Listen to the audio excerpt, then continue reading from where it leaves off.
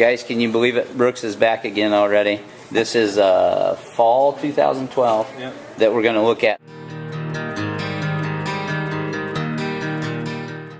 So guys, we got the connect right here. This is the flow. This is the cadence. And then this is the grit. New color updates from Brooks. Got the glycerin tin here with some actually some pretty cool updates to a shoe that's really killing it right now anyway. So we'll let Scott explain it so I don't flub it up.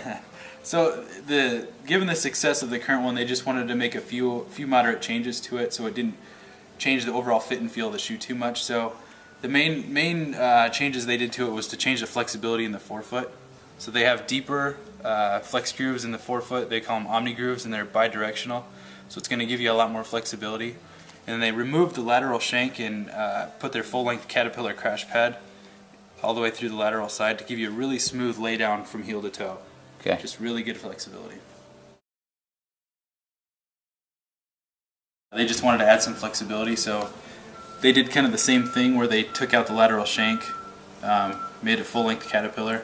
It doesn't have as much blown rubber in the forefoot as the glycerin, so it's got the omni grooves and the omega grooves, just not to the same degree. Exactly. And what's the drop on that? This is going to be 24.12. Yep. Launch. It's kind of a similar stability level to like the Saucony Guide. Yep. Nothing super substantial, and it's kind of a hybrid between a stability and a neutral shoe because it has a half sprung toe, which it's not quite as sloped up as their neutral shoes, but definitely more than their stability shoes. Yeah. So it's going to get you on your toe a little faster. You know, they took the posting down a little bit, so it's not as long. Yeah. 24/14 offset on this. Really? One. Yeah.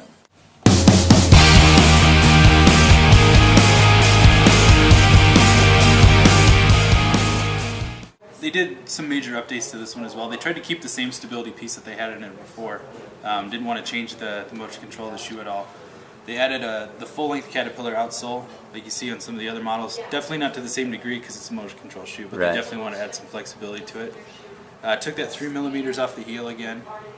This shoe is now going to have a tuned density midsole. So in the women's, the midsole foam is going to be a little softer density. Okay. The men's from size 8 to 10.5 will be a second density of foam, so it's going to be just a bit firmer than the women's. And then from size 11 on up is going to be a third density of foam, so it'll be even yet more firm. Okay. Bigger guys will get a little more durability out of it. Cool. Intro date on this one is 10/1. Okay. Guys, here's what they're talking about is shaving the 3 millimeters off the back of the heel. Not the bottom of the heel here, but the back. What they're doing when they do that, not only does it shave weight, but it decreases what Scott called the lever arm, meaning that instead of hitting your heel back here, you're now hitting a heel here. So you have a smoother transition from heel to midfoot to toe off than you would if it set back here. You know, when it sets back here, you're going to be falling from farther back, if that makes sense. So that's what Brooks is doing. 3 millimeters, they shave off, it saves weight, and it smooths out the ride a little bit. It's pretty popular. That's the Cascadia, guys. And yes, that blue is the men's version. You know, you're a trail runner, you're manly. You can wear that.